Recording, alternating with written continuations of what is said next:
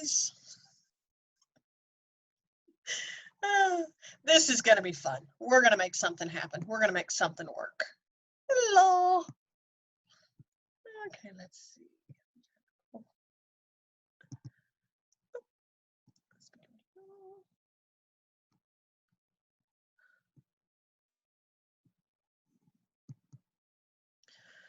Okay.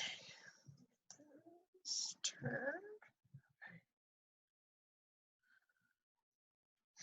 Okay. So I know I've got several of y'all. Oh, wow. Yay. I am recording this one. I know it may just be like me, the video of me doing this. So I'm going to try and talk through it as best I can, even when I'm using like my document style camera thing here. So that if you need to go back and look at stuff, you can, as I'm talking through stuff as best I can. My plan for tonight, or for this little session, and I'm gonna do more of these as long as this goes well, I'm fingers crossed hoping, is kind of just talk through chapter 7 kind of quickly.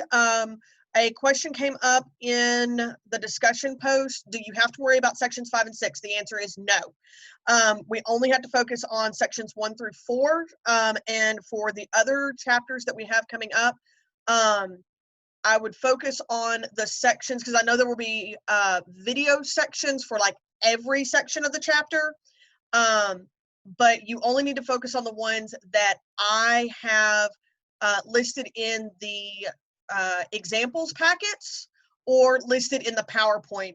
Y'all do have access to the PowerPoints through the modules, so if the section is covered in the module, then that's a section that you would need to focus on. But if it's not covered in the PowerPoint, then you are not responsible for learning that information. So don't overwork yourself with doing that. So I'm looking to see. I'm going to start by, I'm going to kind of use, like I said, this space over here to kind of just talk through quickly the ideas from chapter 7. And then I'll hit a couple of examples so that you can kind of see what your options are. I do have a graphing calculator, so I can talk to you about how to put this stuff in on a graphing calculator, because there is some stuff that can be done with a graphing calculator for this one, as well as there are some more, there's one other chart or table that you can also use for this chapter, and I want you to be able to see how to use that one. The chart that I use will be fairly similar to the one that would also be provided in the textbook, but you can also Google search for that chart, and this is a chart that I would also provide for anything else that we were doing moving forward. So I'm just going to pull my PowerPoint here.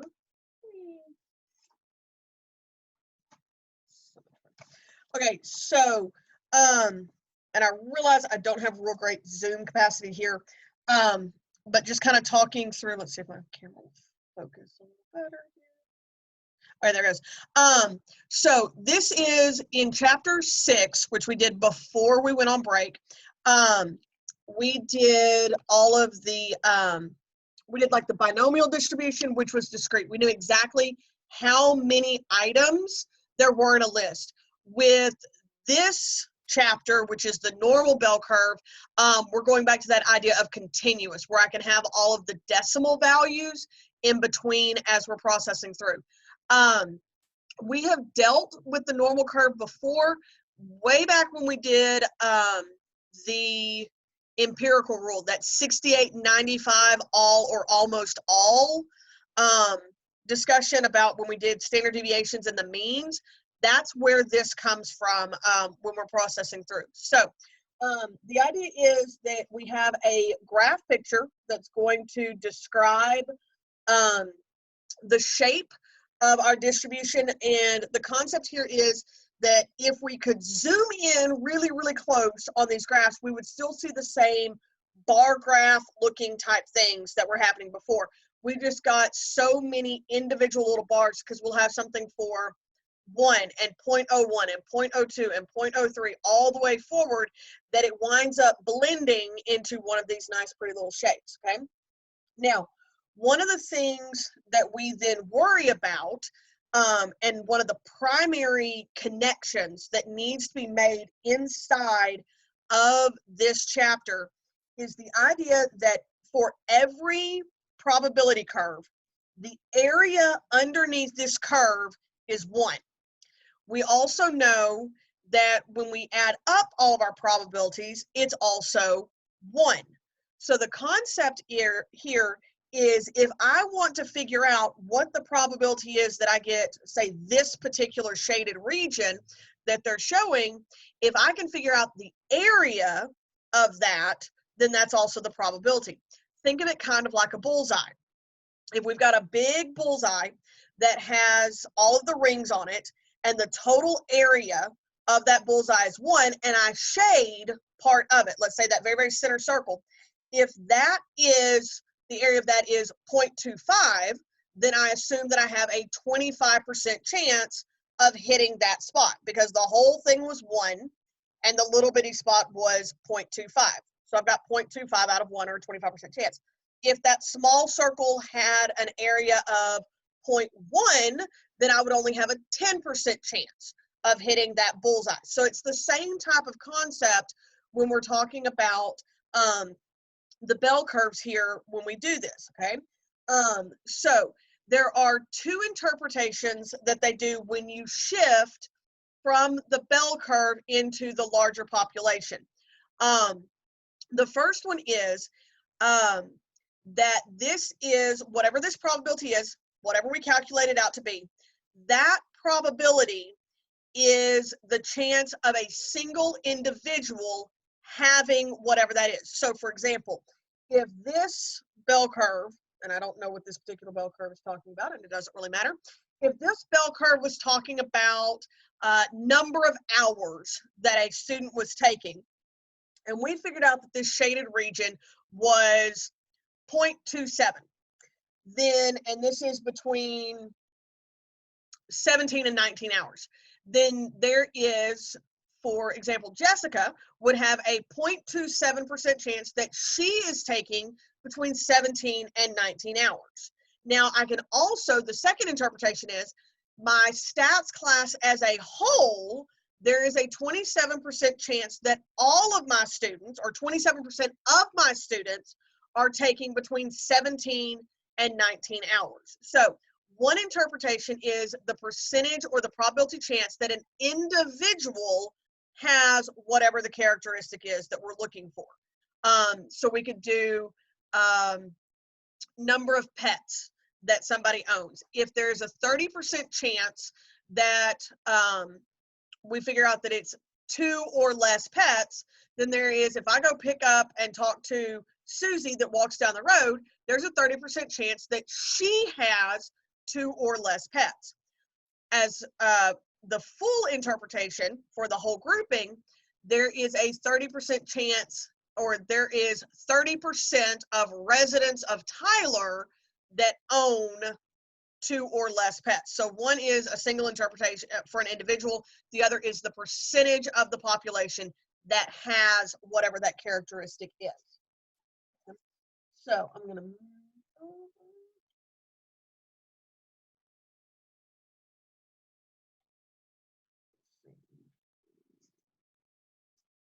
So when we talk about normal curves, okay, number one, they're symmetric. So they fold in half. We do also have that the mean is going to be right there at the center, okay? It's also going to be the mode, because that's going to be the highest spot, okay? We've also talked about standard deviation. It's been a while. We did standard deviation way back over at chapter 3. The standard deviation deals with how spread out this is. So you can kind of see down here on this graph right here, one of these graphs has a really high peak and the other one has a not so high peak. They're both centered at the same value. So both of these have the same mean. However, they do not have the same standard deviation. I did back when we first talked about standard deviation, I gave the example of the test grades. And the example, one class makes grades between 60 and 80. The other class makes grades between 40 and 100. So both of them may have a mean of 75, and that would be this. The one that has the higher peak that's more squished together, that would be the class with the grades between 60 and 80. They're not as spread out. This one down here that's the lower one is more spread out. So that would be the one where the class grades were between 40 and 100. So there's not, it's more stretched. And when you think about things like silly putty or things like that, when you stretch things, that stuff's got to go someplace. So a lot of time we see that shrink in the top as it pulls out away. This other example is these two have the same standard deviation because how spread out they are is the same, but they have a different mean because they're located in two different spots. Okay, just kind of talking through that PowerPoint that we had there. Now, they bring back the empirical rule here. We're going to get a little more precise than this is. These are roughed out values and they're pretty accurate, but we're going to get more accurate through this chapter, okay? So again, we've got our regular bell curve here. They've given us our mean right here in the middle, and then we've got one. Let's see if I can get it. Come on, get it. Come on. It got blurry.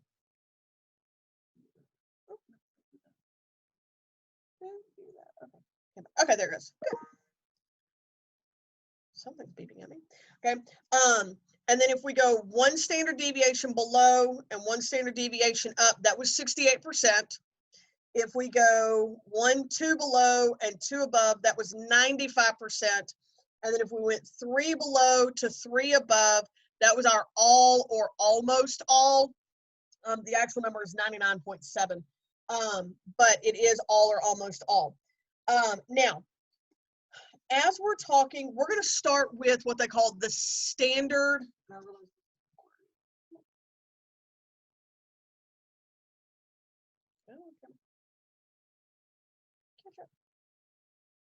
Sorry, y'all. It doesn't like me.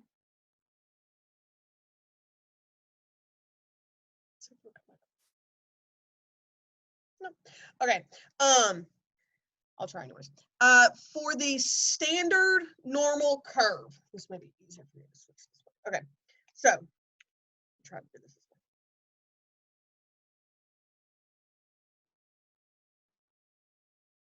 Okay. On a standard normal, the mean is 0 and the standard deviation is 1.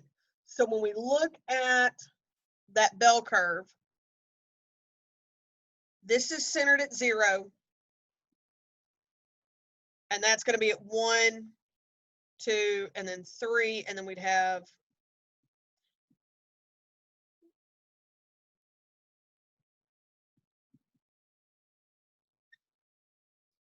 okay. So, and again, this right here is your standard deviation. Okay, that's sigma is how far that is. Okay. Now then, the other thing that's going to come up is the stuff that's on this side is positive. That just means it's to the right of it. The stuff that's on this side that's negative just says it's to the left. Now, we've talked about z-score. This came up, I forget if it was in chapter 1. I think it was in chapter 1, but I think this may have been chapter 3. Okay. This came up, and it may have been one of those that this was out in one of those later sections that we really kind of had to compress down right before we got there. So z-score is where something is positioned on the curve. So if I have a z-score of 1.25, that's going to be about there. Okay, so that's what has a z-score of 1.25. If I have something that has a z-score of negative 2.5, that's going to be down here. Okay, so negative 2.5 is that one right there. Okay, now then, what we're now going to look at when we're doing this stuff, okay, is, I'm going to clean my picture. is we now want to talk about if I have a z-score, okay, so this is some z-score, we're going to want to figure out what is my area, and I realize I've got a glare on that really bad. Sorry. Okay. What do we want to do about area to the left?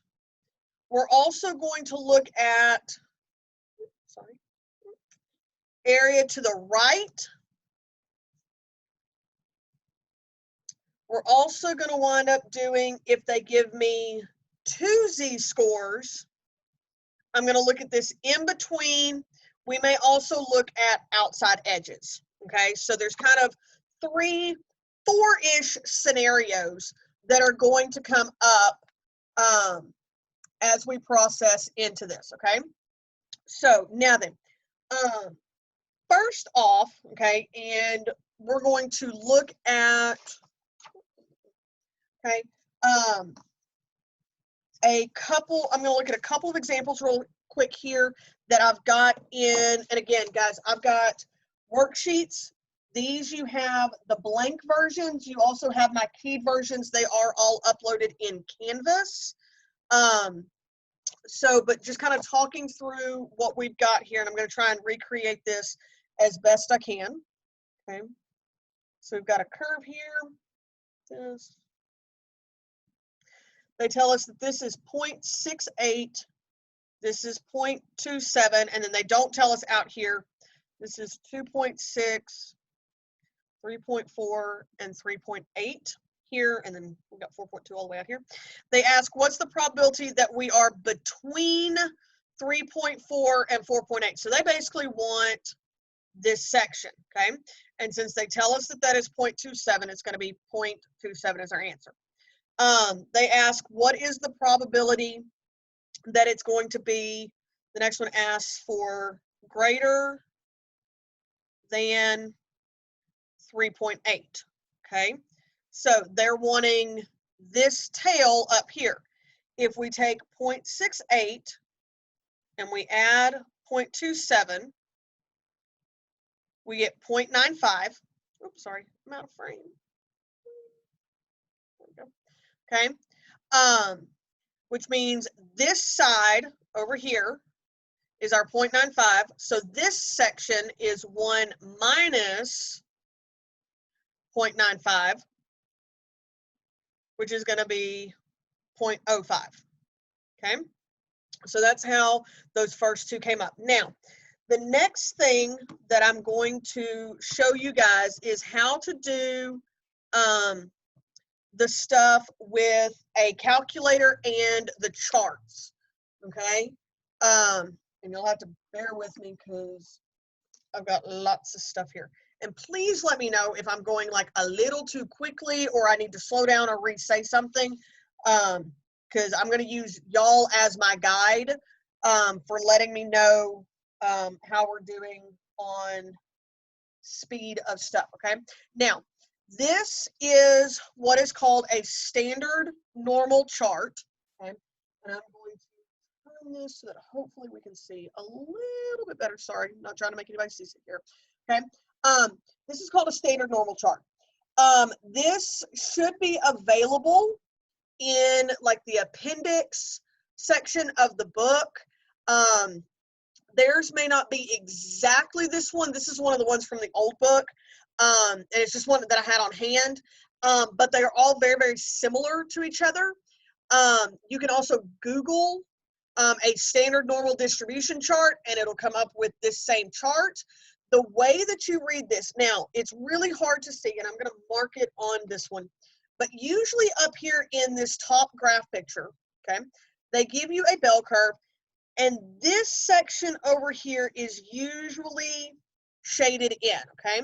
Now, the way that this chart works is they have gone in and said, we're going to find all of the area, okay, for particular values of however far over you're moving in this chart. So for example, if I wanted to do negative 2.01, okay, so I wanted to find the area to the left, okay? So this is going to work to the left because of the way this is graphed, okay? For negative 2.01. What you're going to do is start by coming down the side of this chart to 2.0, okay? Because that's the first, that's your ones digit and your first decimal place, so your tenths. And then you're going to go across to your hundredths digit. So I said negative 2.01. So I'm going to go over here to my second column, which is 0.01. And when we look at that number, it's really hard to read for you guys. It's 0.0222. I'm going to write that down over here. 0.0222. Okay, this is the number that it says in the chart. What this is, I'm going to draw me a little picture here. That's 0. There's 1, 2. That is basically the area that's over here.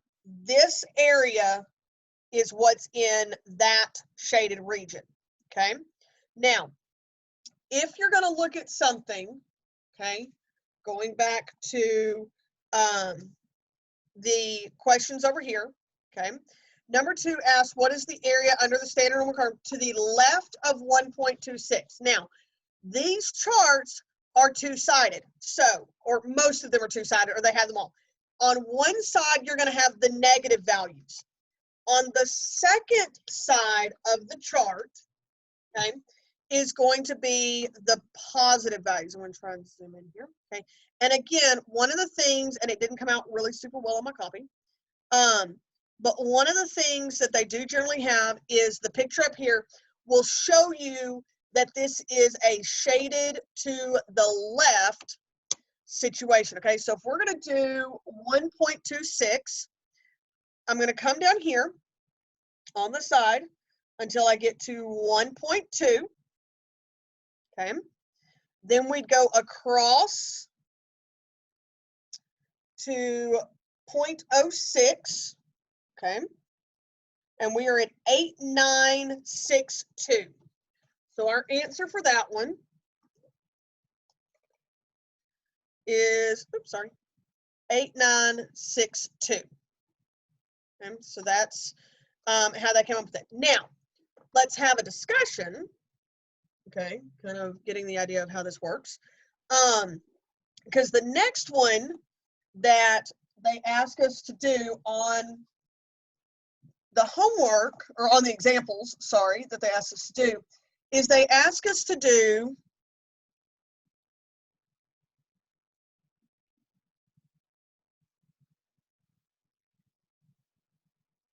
to the right, okay, of negative 1.96. Now, the concern that we have is if I'm going to do this with the charts, okay, the chart only does to the left, okay? So here is the pretty little drawing. Again, there's 0, 1, 2, 3. They're wanting me to basically do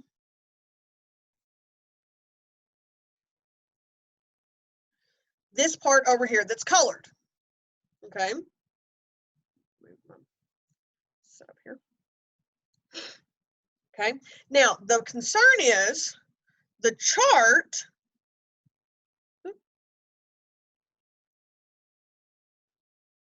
is going to give me this kind of purpley color, okay? So the way that we utilize this, okay, is we know that the total area is 1, okay? The whole shape is 1. So if we do, bring colors down here, our kind of purpley color plus our kind of pinkish color, we know that that equals 1.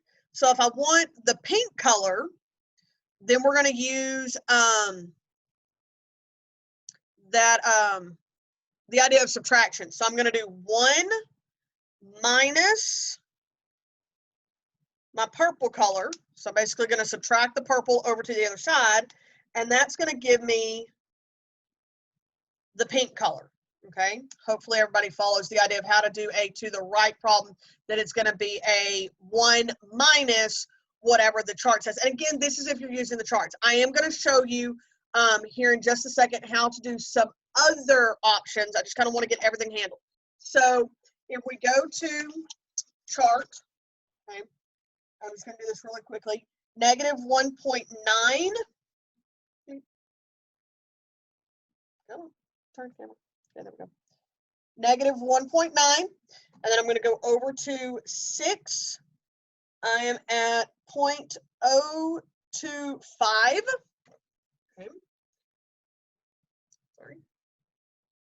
So if I want to do to the right of 1.96, I'm going to do 1 minus 0.025, which is going to be 0.975. Okay, and that's how we're going to do a to the right problem. Okay. Hopefully everybody's okay right now. Now, the next style that I think it asks for, is they want to do an in-between, okay? And again, I think doing a picture here will be the easiest way to do this, okay? So here's our chart. They want me to do in between two things, okay? Now, again, here is our concern. If I do and look up this value in the chart, it's going to give me all of this. If I look up this number in the chart, it's going to give me all of that, okay? So if I want to find the pink stuff, okay, so pink is going to be equal to the purple crossbars that I did minus the blue crossbars that I did. So basically what we're going to do is we're going to look up the value for both, okay, and then subtract. Okay, so we're going to look up the value for both this blue marker, or sorry, the purple marker and the blue one, and then we'll subtract the two from each other. And that's going to be kind of our method of attack here. So for the one in the example, okay, they ask us to do negative 0.42 and 2.47. Okay, so I'm not going to go through and pull super fast off the charts. So 2.47 from the table, this one's area is 9932. When we look this one up. Oh, apparently we're going to get longer than 40 minutes if we need it. Awesome, Zoom removed that for me. That was lovely of them. Okay, negative 0.42 is 0.3372. So we're going to do 0.9932 minus 0.3372.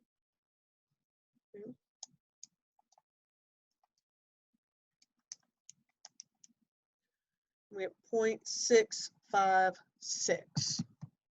Okay, hopefully everybody kind of followed what I had there. Okay, now then, if you're going to be doing an outside, sorry, got out of frame there. Okay, just kind of quickly talking through how to do outsides. If they want you to do an outside problem, so you're going to need this shade over here. Treat this like a to the left, which means you're just going to take it straight off the chart if that's what you're using. This piece you'll treat as a to the right side, okay? And then you're going to add those two things together, okay? Hopefully that. Now then, let's talk about how to do this on a calculator, okay? So for those who have the TI 80 style calculators, okay? I'm going to try and make this as clear as possible. Okay, and hopefully there won't be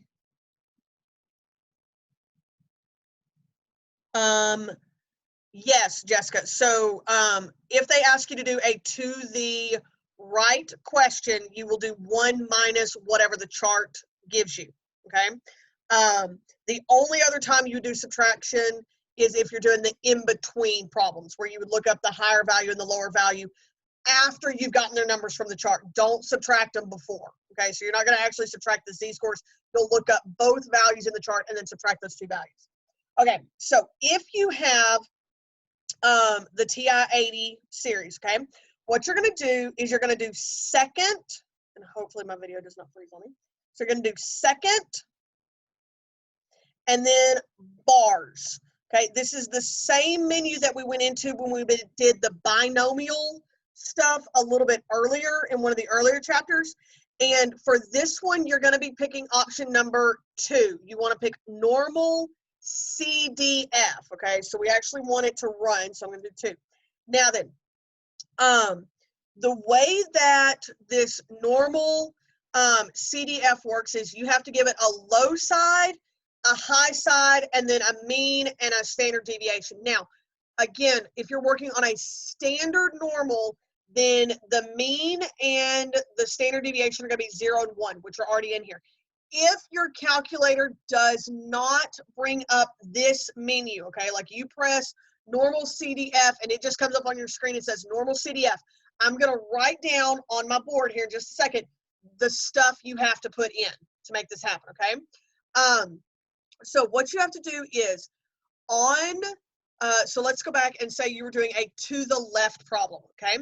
If you're doing a to the left problem, you need to pick something that is way, way, way, way, way down to the left end, okay? So I'm going to pick a really super big negative number, okay? I picked like negative 9999999. I'm picking something way, way down in that left end something because that's going to tell it where to start. So I want it way, way down in the left. Then if you're coming up, so for example, we did this on number 2, the 1.96 one, okay? When I come down here to my upper, this is going to be 1.26, okay? So picture-wise, what we're doing here, we're telling the calculator, you're going to start way down here and you're moving this direction. And I'm going to tell you to stop up here at this 1.26. And I want you to give me all of this colored stuff, okay? So you're starting low side and then high side. We just have to make sure that it starts way, way, way, way negative so we get far enough down, okay? And then when you press enter, it's going to come up with, we're getting 8961. I think we had 8962, okay? 8962 was the number that came off the chart. Basically what the chart is they went through and used this equation and did every single one of those decimal places for 2 decimal places, everything from like negative 3.49 all the way up to positive 3.49, and then did it to 4 decimal places in the chart, okay? Now, if you're going to do a to the right, okay, so again, I'm going to go to second bars, and I'm going down to normal CDF. If you're going to do a to the right problem, okay, so thinking about our picture, sorry. This is, I'm going to tell it, here is my start value. I think we did negative 196, the last one. And then for my ending or my upper value, I need to pick super, super big number, okay? So coming back onto here. I'm going to do negative 1.96, and then I'm going to pick a really, really big number, okay? And I'm going to let it run. And we got 97500. This is, when we did the math, we got 975, okay? So it is doing the same thing that we did. We're just not having to do. Now, the in-between problems, super nice with this. Because, let's see, what were those? Negative 0.42 and 2.47, okay? it automatically gives me my upper and lowers, okay? So then we're gonna run this in, okay? And there's our 656 number that we were coming up with, okay? Now then, for those, okay, there we go. For those who your calculator does not bring up that lovely little menu, like yours, when you press normal CDF, all it does is it pops up on your screen and says this, okay? What you're gonna put in is the lower value, then you're gonna need to press comma, you're gonna do upper value, you're gonna press comma, you're gonna put in the mean, okay, comma, and then your standard deviation, and then close that set of parentheses. This is exactly what is getting pasted into, let me try to move this down real quick. Okay, oops, sorry. This is exactly what's being pasted into the calculator command. Okay.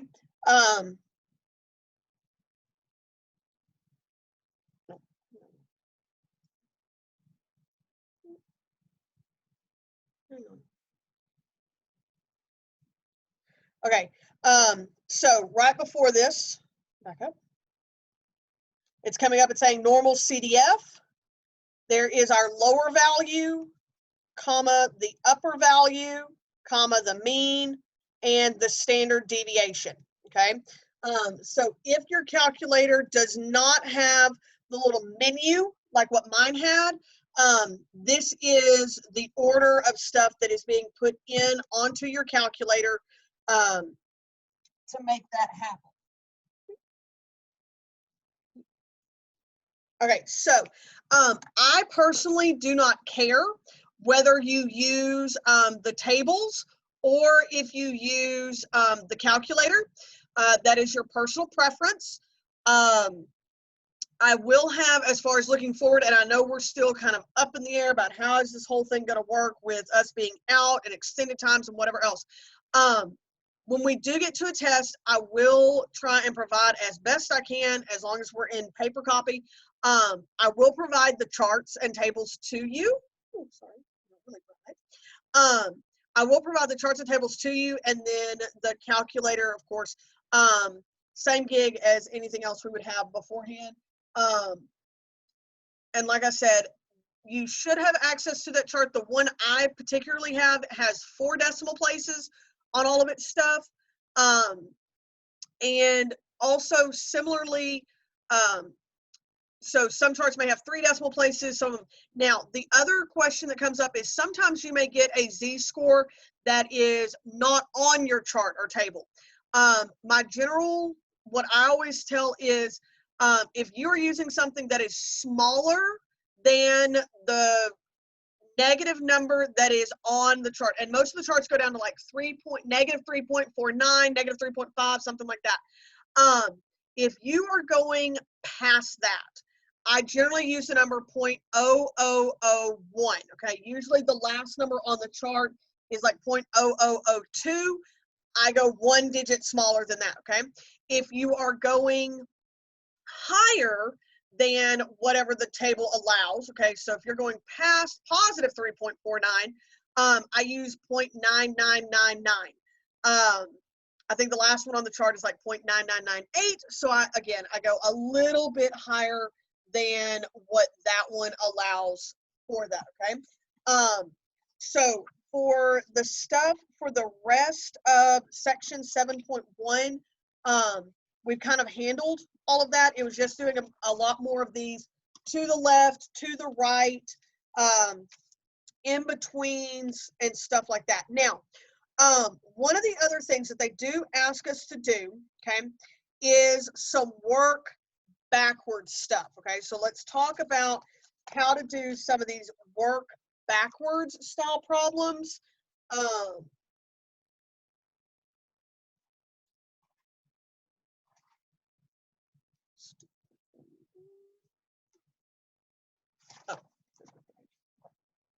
Sorry, I'm losing paperwork.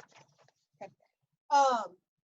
So one of the things that they ask us to do is they also ask us to work backwards, okay? So for example, I'm going to skip over to number on the section 7.1, and this asks us to find the z-score with area to the left is 0.35, okay? Now, again, this can be done with the chart or the tables. I'm going to show the tables first, charts or calculator. I'm going to show it with the charts first, and then I'll show you how to do this with a calculator. So, the way this is going to work on, if you're going to do this with the tables, okay, and hopefully y'all can kind of see. Since I'm looking for 0.35, I'm going to look inside of my chart. So I'm going to be looking at all of the little 4-digit numbers that are in here. And I want to get as close to 0.35 as I can possibly get. Now, it is very likely that you're not going to get exactly that number in this chart, okay? But we're going to go as close as we can. So I'm going to look for 0.35.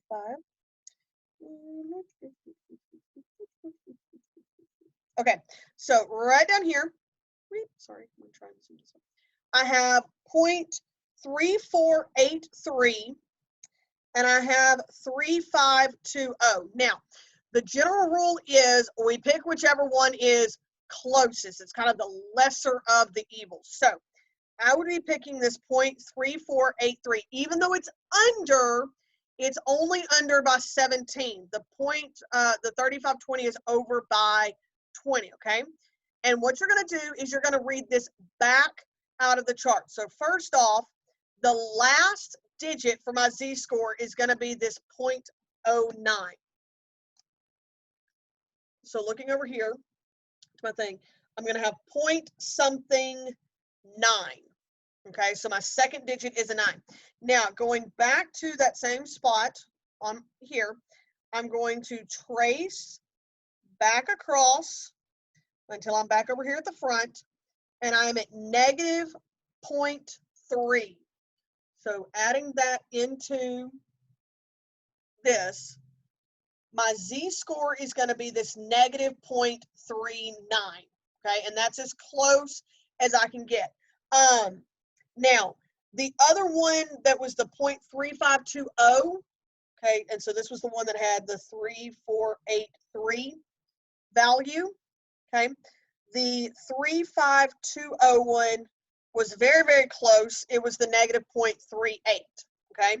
And again, this is the one that I would select because this is closer than this is to the actual value that I'm trying to use, okay? Now then, if they ask you to do one to the right, okay? So again, this was to the left. If they're going to ask you to do to the right, okay?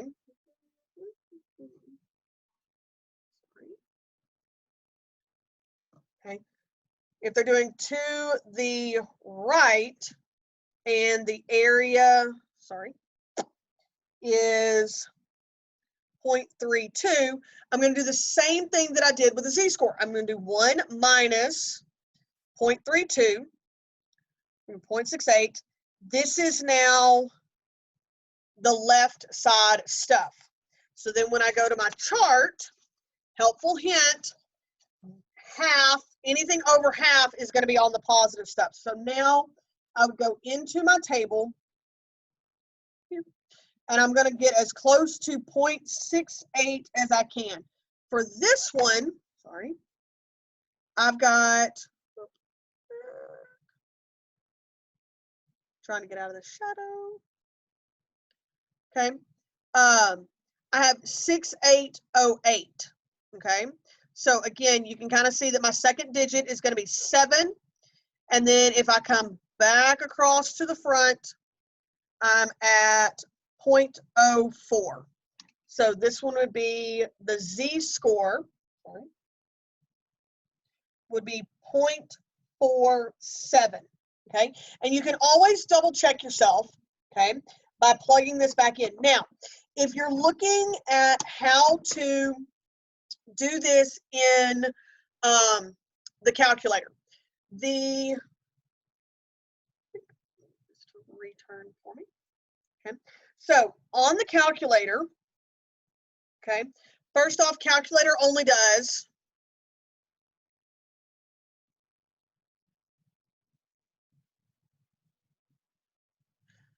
okay, calculator's going to do to the left.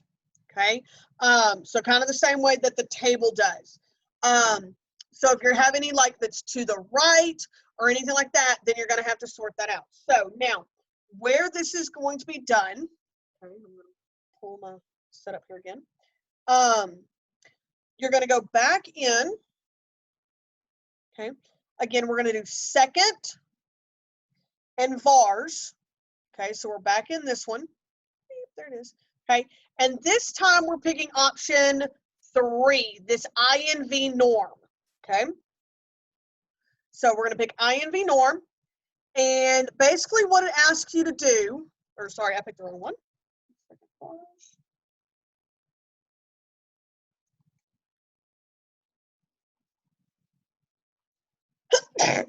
Bless me. No, I don't have COVID-19. Okay, I just have allergies 2020. Okay.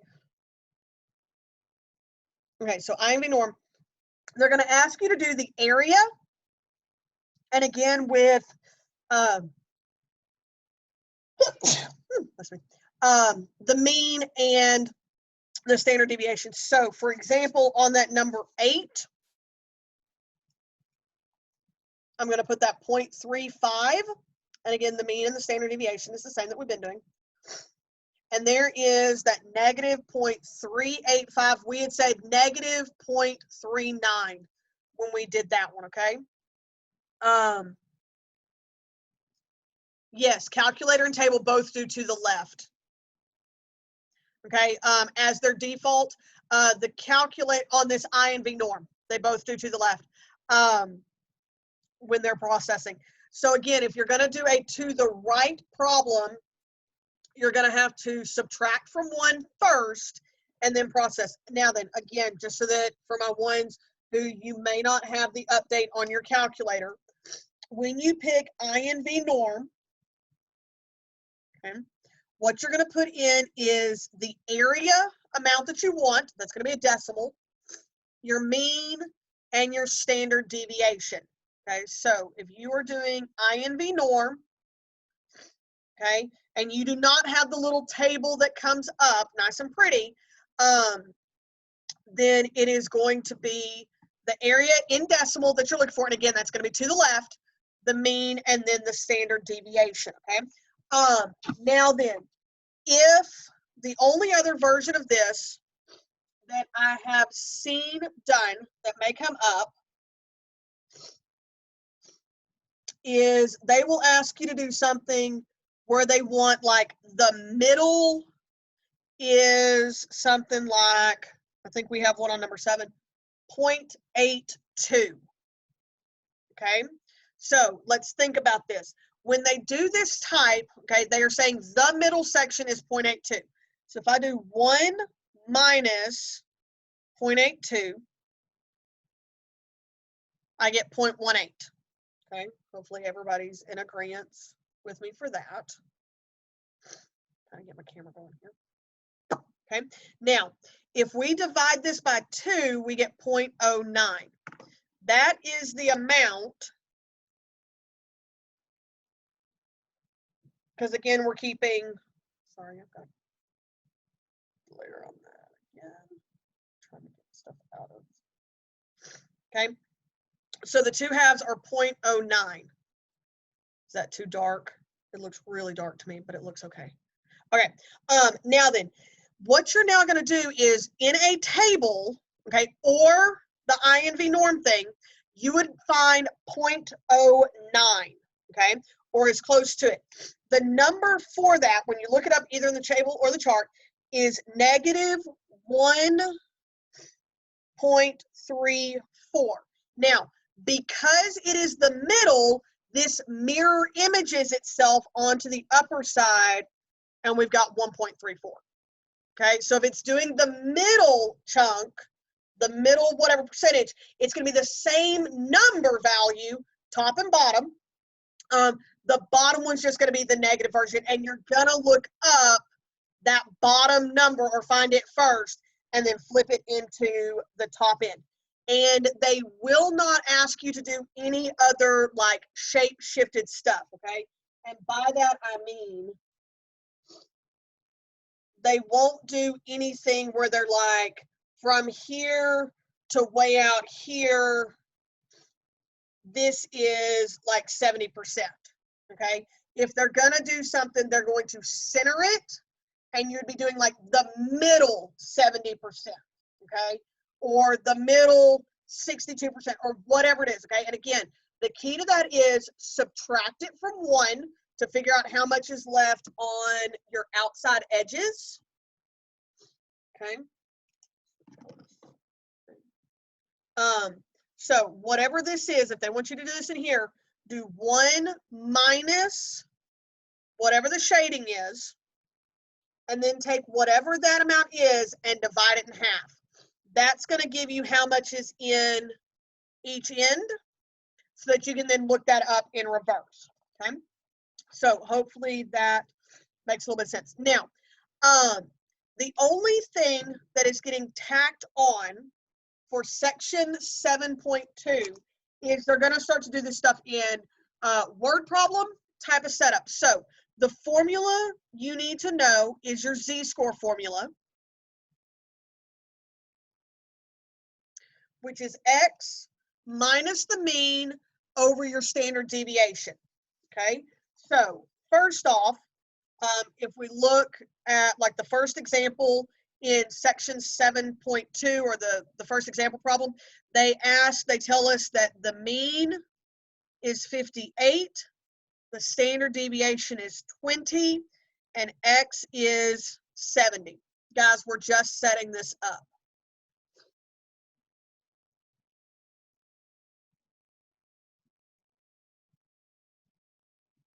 Oh, sorry, 20. Okay, so this is your z-score, okay? Basically what this z-score does is it takes any bell curve, no matter where it is, how spread out, squished together it is, it takes it and it moves it and puts it centered at 0 and bell-shaped with a standard deviation of 1. So now you can use either your charts or a calculator to help out. Now, this is one spot where the calculator does have a slight advantage, because if you remember on the command, okay, if you remember on the command, it talked about it needed the upper, the lower, the mean, and the standard deviation, okay? So if you're using a calculator, instead of the mean being 0 and the standard deviation being 1, now you can put in, okay, the 58 or the 20, whatever this is. Now, this isn't going to help until you're actually finding areas underneath, okay? So if you're asked, like on number 1, just to find a z-score, okay, then that's all you're having to do. Now, but say, for example, number 2, it says we've got a mean of 7, a standard deviation of 5, okay?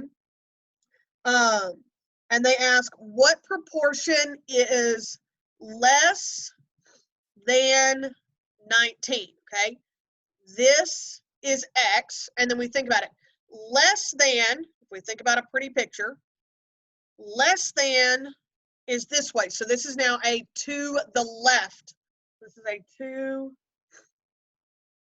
the left problem. So I need to take and find my z-score. So again, it's X. Sorry, again. Okay, so it's 19 minus 7 divided by 5. So that's 12 over 5, which is 2.4. So now if you go either to, if you're going to do this with a chart, you're now going to look up 2.4 in the chart, okay? And if you find this on a chart, you get, I'm going to try to get this in here.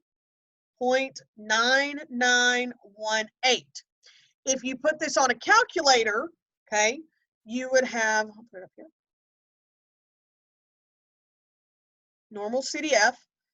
Again, really, really big negative number because we're going to the left. 19, I do not have to do the conversion scale for this, okay? It'll take it. Mean of 7 and a standard deviation of 5, okay? By giving it the 7 and the 5, it will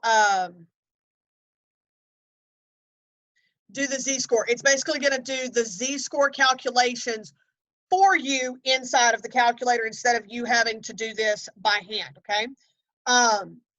So if it says something, so like for example with B, it says greater than 4, greater than, okay, and I'm not going to run every single one of these, but it says greater than 4, so thinking about a pretty picture, here's 4, that's going to be a to the right problem. So once you calculate your z-score, you would need to do 1 minus whatever the table says, or you would put in a lower value and then an upper value that was really, really high for that one, okay? So in that scenario. Now then, one of the other, and again, the in-between problems work the same way. You would calculate z-scores for both and then process through. Now, one of the other ones that they ask to do, or that is sometimes seen, that is also going to use that reverse type idea, okay? And this is number 4 out of the examples out of section 7.2. It asks about the 81st percentile. Okay, now keep in mind that when we talk about percentiles, they are saying this down here is 81% or 0.81. Okay, so this is where you would have to do the work in reverse type thing. Either look it up in a table, okay, and work backwards. Now, if you are doing this in the table, and I'm going to slide this down just a little bit. Sorry, I'm having to, you know, rig up some document cameraing here. If you look this up in the table, the z-score is 0.88. Now, running this in to get an x value, okay, we're going to use our formula. We have 0.88. They said that the mean was 51. Sorry, that does not look like that. And the standard deviation was 6. So now using math, you're going to multiply the 6 back over.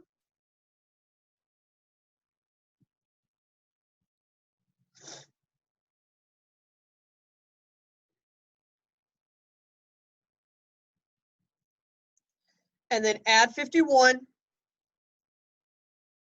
And we get 56.28. And that is the X value for that section. Okay. So the 0.88 is, I pulled that from,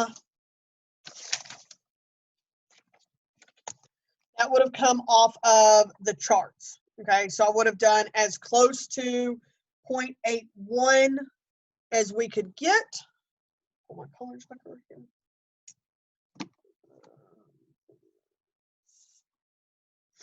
So on a chart, I have 8106.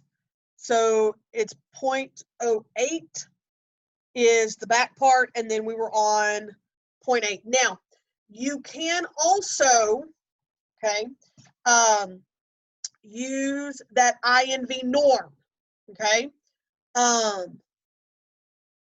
Yes, so the next thing is, if you wanted to do this in INV norm, you could put 0.81 as your area, 51 as the mean, and 6 as your standard deviation, and it's going to pop back an answer that is pretty close to that 5628 number, okay?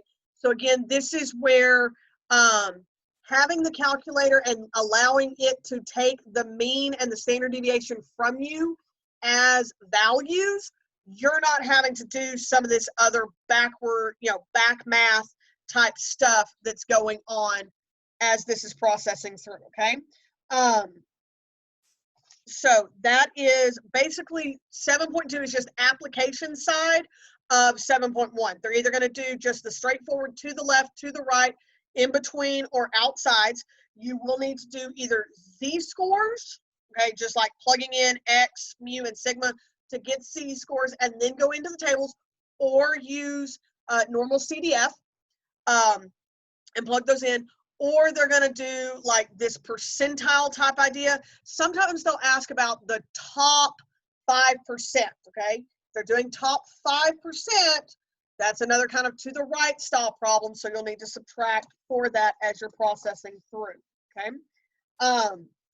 Moving on, because I know we're at almost, about an hour now. Let's see. Yep, we did that. Oh, I miss. It's going off behind me. Okay, I misspoke. 7.2 is that INV norm stuff. It's the working backwards. 7.3 is the application-y stuff, okay? You may see a little bit of it in 7.2 as far as the application stuff goes as well, as we're processing. Let me get over, oh, no, that was 7.2. 7.3.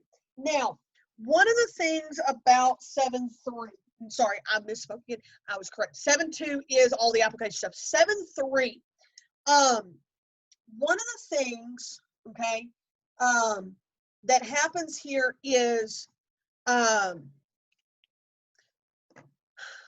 bell curve only works on things that we know have that shape, okay? If it doesn't have that nice, pretty bell curve shape, we can't use it, okay? And so when we want to do stuff that doesn't have that, we've got to figure out a way to try and make it into a bell curve. Otherwise, I can't do to the left, to the right, in betweens. I can't use normal CDF. I can't do INV norm. I can't do any of the charts and table stuff that we've been doing. So what 7.3 talks about is when you start to take samples, okay? And what I'm going to do is I'm going to talk about, we're going to roll 2 die, okay? So a pair of dice. And we're going to take the average of those pair of dice. So certainly kind of getting an idea of the starter stuff here. You could get a 1 with a 1, and the average would be 1. Because if I do 1 plus 1, I get 2, divided by 2 is 1. So let me write that I did that. 1 plus 1 divided by 2, 1. Now, I could also get a 1 with a 2. And that's going to be 1.5. And then I could get a 1 with a 3. Okay, and so I could keep going. Now, certainly, this is the lowest average that I could get. Following this down, the highest pairing I could get would be a 6 with a 6, and that mean would be 6. Okay, now, when we talk about what is the probability of getting an average of 1 or 1.5 or 2, what actually winds up happening, okay, when we do that, is there's not a real good chance that I'm going to get an average of 1, okay? There's a little bit better way for me to get 1.5, because I could get a 1 with a 2, or a 2 with a 1, kind of if I was looking at them in order. In order to get a 2, there's a couple more ways. I could do 1 with a 3, 3 with a 1, or 2 with a 2. So I get more. But then when we get up into the high side, to get an average of 6, there's only one way for me to get that, and that's a 6 with a 6. So what winds up happening is we get a bell curve, okay? And so now what we can talk about is what is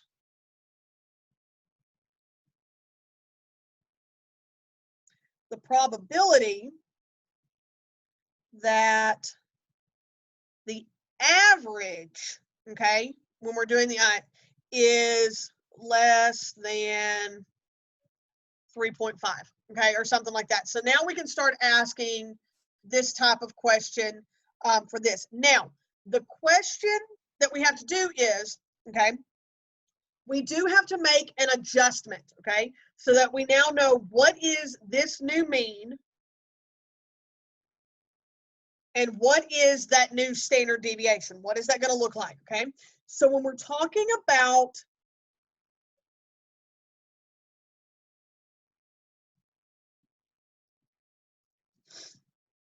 okay, so when they start talking about a sampling distribution, we're going to use a notation that is mu with a little x bar as a subscript, okay? And so this is the mean of the averages, okay? This is going to be the same as whatever the mean of the overall population is. Now, for our standard deviation of the sampling distribution, okay, this is going to be the population standard deviation divided by the square root of n, okay? So when we look at something, okay, when we look at something like number 1 on 7.3, okay, it asks a population has a mean of 23 and a standard deviation of 2.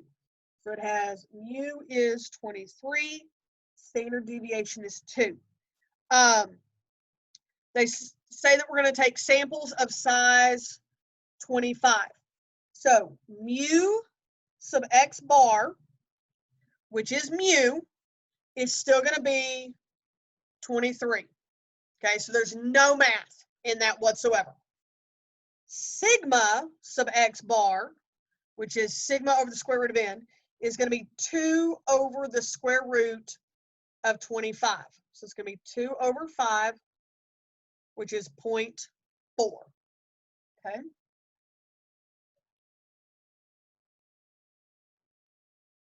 Okay. So hopefully you kind of get where all of that math came from. Okay. So now, if we're going to do something like, okay, number 2, it asks we're doing a size of 35, so pulling our information, population with a mean of 17, standard deviation of 4. Okay. Find the probability that we are greater than 19. Okay. First thing is I need mu sub x bar and sigma sub x bar. These are going to be the 2 that I then use for all of my other calculations. So we said sigma sub x bar, or sorry, mu sub x bar is mu, so that's still going to be 17.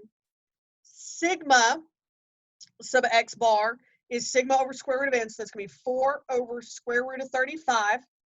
Now, this one is not as pretty. This is 0.676, okay, roughly.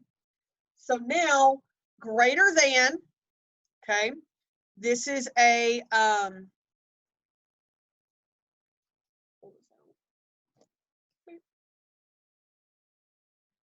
to the right. Okay, and I'm going to move this down a little bit so you can see. Okay, so this is a to the right problem. So now, if you're going to do a z-score, it's going to be 19 minus 17 over that 0.676. And that's going to be 2.96 when that comes out. So then we would look up 2.96 in our table and do 1 minus it, or, okay, you can put this in on norm CDF, okay, Since it's a to the right, you would do 19 up to really, really big number, mean of 17, and this standard deviation of 676. Okay. You also could very probably be able to put in that 4 divided by square root of 35 into that sigma spot. Okay. The big key thing here on this one is you've got to do this set of math before you go in and do any of the other, like z-score, looking on charts, putting it into a calculator, anything like that. Okay. You have to move into, and usually whenever they start saying something like a sample size of, and they're giving you an N, that is your indication that you're doing this style of math. Okay. So again, they can do both the INV norm with this. They can do the work backwards problems, and they can do the work forwards problem. Again, the key is going to be that you're working with this set of numbers, okay, as that is processing through, okay?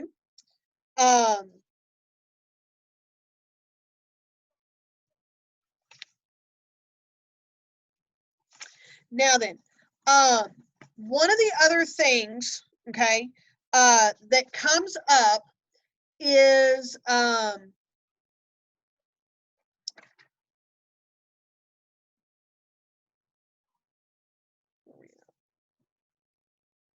okay, one of the other things that comes up, okay, and this is the last one, or part of this section, okay, is this thing called the central limit theorem, okay? So I'm gonna slide back up so I've got some space. Beep. Sorry, wrong way. Still working on this. Okay.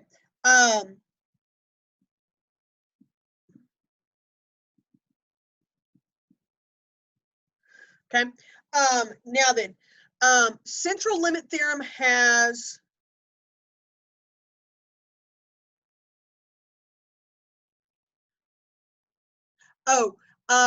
Jessica, in answer to your question, the 0.676. So once you've calculated the mu sub x bar and sigma sub x bar, those are your values that you're going to use from then on out. So you won't need the old mu or the old sigma past that. You use those new sub x bar things for all calculations from there forward.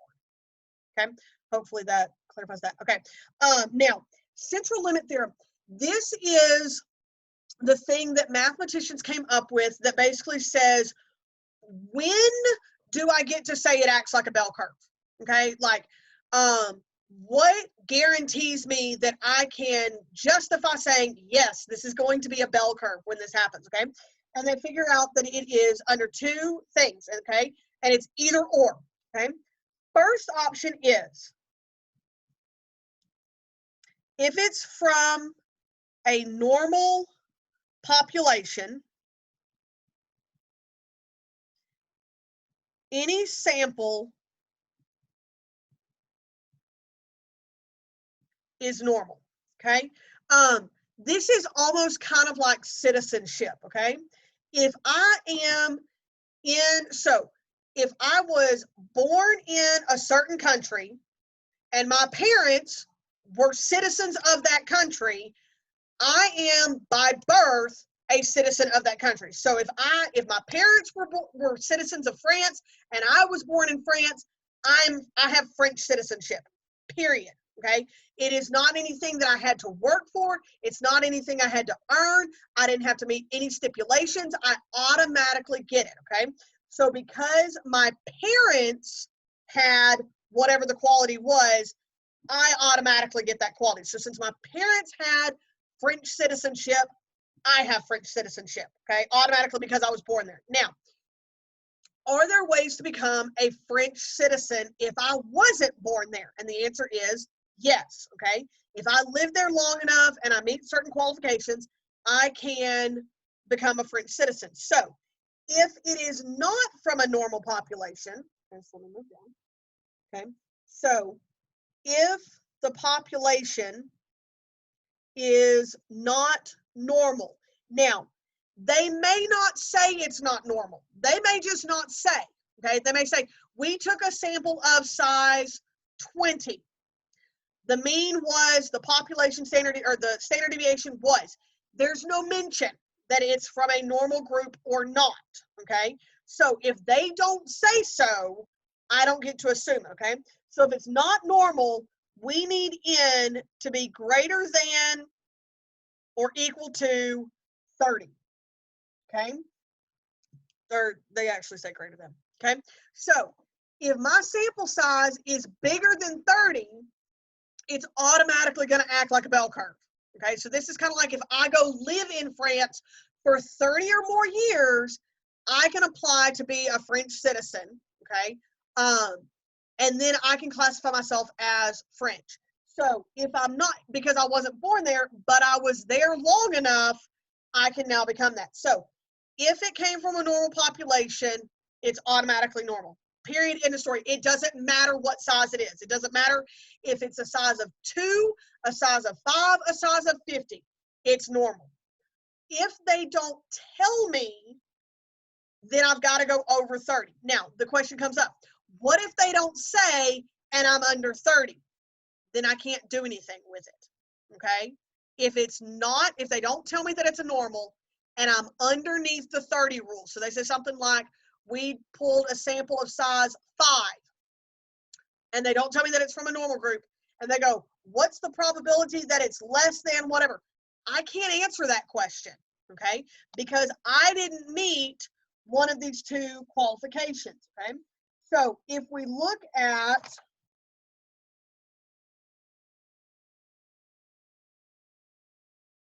sorry, I'm trying to find where I had these in there. Okay, so if we look at, say, number 3, okay, it says a sample size of 15 will be drawn from a population with a mean of 6 and a standard deviation of 5. That's all they say. There's no mention of what the shape is. There's no mention of anything else. Is it appropriate to use a normal distribution? No, okay, because we were not told that it was normal, so I'm in category 2, and they were only taking a sample size of 15, okay? Which means you then cannot find any sort of like, what's the probability that something is less than this value, greater than that value? I can't do any of that kind of stuff because I haven't hit either of these qualifications, okay? So for example, number 4, and this is still in section 7.3, it says a sample size of 36, okay? Automatically right now, I am bigger than 30. It doesn't matter what they tell me, I can move forward with it, okay? Because even if they tell me it's normal, great. Even if they tell me it's not normal, okay, I'm still bigger than 30. So as soon as we go over the 30 number, we're good, okay? So it says sample size of 36, mean of 6, and a standard deviation of 5. Is it appropriate? Yes, because we're up over 30. That's what allows us to go and say it's going to act like a bell curve. Number 5 says a sample size of 9 will be drawn from a normal population. On that one, as soon as they said the word normal population, you're good. Okay, so as soon as they say it comes from a normal, you're in category 1, you're good to go. Okay, so you can keep doing all of the other calculations that happen from there. Okay, now the last section, and I appreciate you guys hanging with me. We're almost done. I realize this has gone a little bit longer than I thought. Okay, but I appreciate it. So far we have been working on stuff where they were asking me to find the sampling distribution, and we were doing something like averages. The other thing, though, that we can look at is proportion. So like this percentage or that percentage. So this also still falls under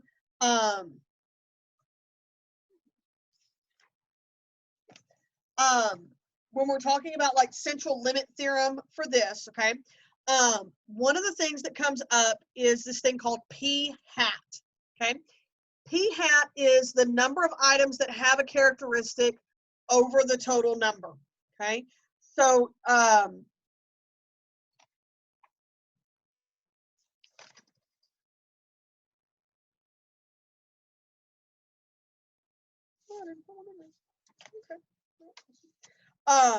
The one that's listed in the PowerPoint says we have 35 people out of 100 have a laptop.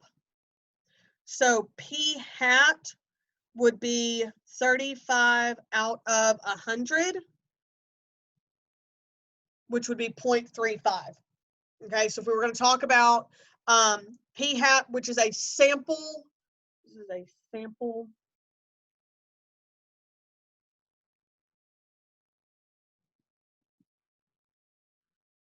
that is a sample proportion. Sorry, I got a little out of frame there.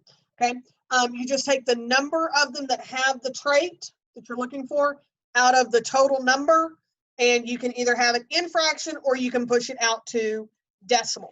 Okay, now we can still apply, okay, our central limit theorem, okay, when we're processing through, okay. I'm going to go ahead and state the qualifications first so that you know what they are and then how they process through. So, sorry.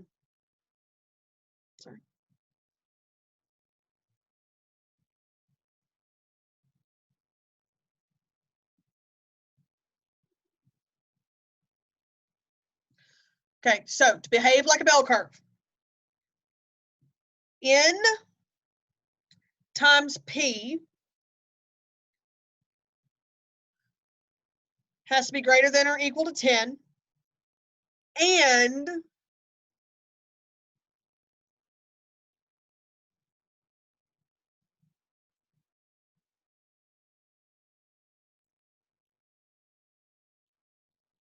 okay, now this P is going to be a percentage or proportion that they tell you. So they may say something like 62% of Americans. So it would be 0.62 would be P. Okay, so they'll say something in a problem where they set this up. Now then, sorry, back to having that glare again. Oop, there we go. Now then, if both of these are good, then we get to keep moving, okay? Now, if this is correct and very similar, okay, to what we saw before. Now, this is going to be a little mu sub P hat. So anytime you start seeing percentages, this is where this is going to happen. This is going to be whatever P is. Sigma sub P hat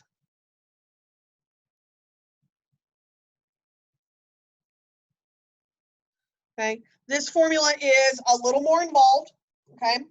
It's not difficult, but it is a little more involved, okay? It's P1 minus P over N. And guys, I am going to run one of these examples for us so that you understand kind of where all these numbers are coming from, what all these numbers represent, all that good kind of stuff, okay?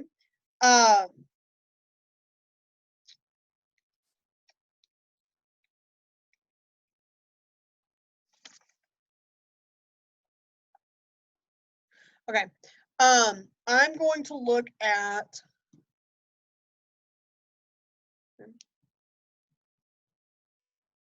number 6 in 7.4. Okay, so this is where I'm headed. It's number 6. Okay, so it says the National Coffee Association reported that 63% of U.S. adults drink coffee.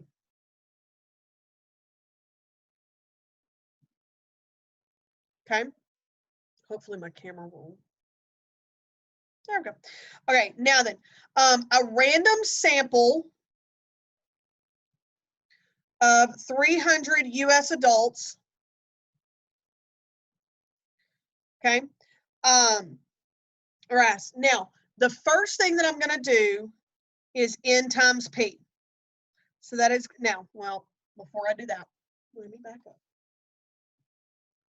P is 0.63. N is 300. Okay, so just so that we know where numbers are fixing to come from here. So if I do NP, that is 300 times 0.63, and that is 189. That is greater than 10. So we've got the first thing. Now, I've got to do N times 1 minus P. Okay, so check and see if this is going to be. So that's going to be 300, 1 minus 0.63. It's 300 times 0.37. And that is 111, which is greater than 10. Okay, so I've met the two qualifications that now say this will act like a bell curve. Okay, we have that part. Now, once I know it's going to act like a bell curve, I need to find my mu sub p hat and sigma sub p hat. So I'm going to pull this off. Okay, so mu sub p hat was P. So it's just going to be 0.63. Sigma sub p hat was P 1 minus P over N. So this is going to be 0.63, 1 minus 0.63 over 300.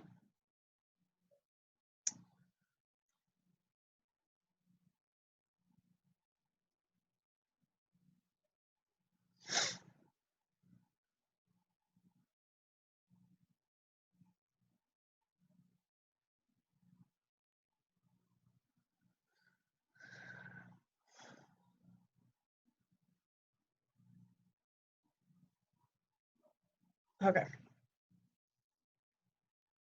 So mu sub p hat was 0.63 and sigma sub p hat is 0.0279. Okay. Kind of pulling all of our numbers there together. Okay, get everybody a chance to do that. Now, this is now,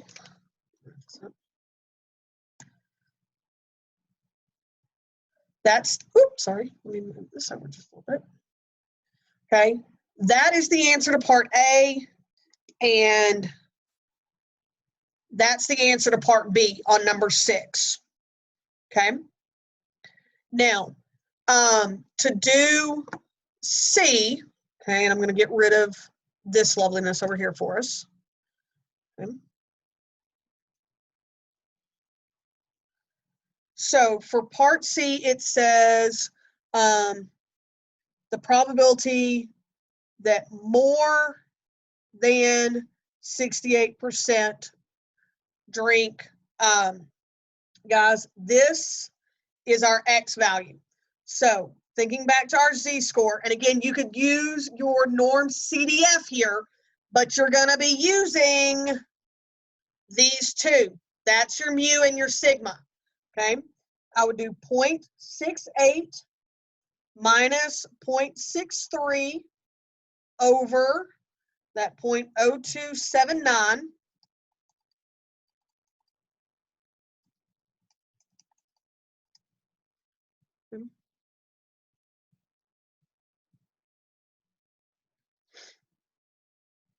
Okay, so I get a Z-score. Now, if you look this up in the table, okay,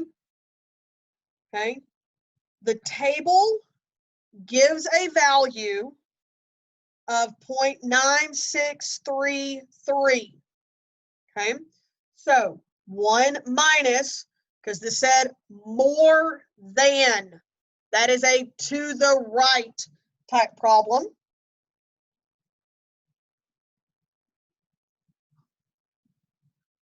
And that is 0367. Okay, so this is the probability. That's for part C. And again, Once you have calculated this mu and this sigma, the new ones, okay, those are the ones that you're going to use either in your z-score or in your norm CDF command on the calculator, okay? For part D, would this be considered unusual? Yes, because this number is less than 5%, okay? Remembering that unusual is classified as less than 5%, okay? Hopefully, this is, like I said, this was just designed to be a quick little rundown. Remember that there are videos available to you. If you have any questions, please feel free to email me. Send me a message in Canvas. I am checking stuff. Y'all, I'm home all the day now, so I have no other option other than to check my emails and get back to you guys. I'm hoping that this was a positive interaction, a way for you to be able to get your information. Yes, my plan is to have one of these for chapter 8 and chapter 9 and chapter 4, depending upon how long we have to go with this. Now, as far as remainder of the semester, I'm still going to do for right now, and I did this in that announcement, I'm still planning on doing a recap night, which would feel very similar to what we just did, kind of the quick run through, an opportunity to ask questions for maybe some that weren't able to see the video tonight. I am planning on doing one on chapter 8, looking at it maybe like on a Thursday or something like that. I'm going to try and stay away from everybody's weekends. Not that everybody could go out and do a whole lot of stuff, but I am going to try and stay off of your weekends. And then next week, possibly doing some stuff for like chapter 9 and chapter 4. Hopefully, we'll be able to get back in.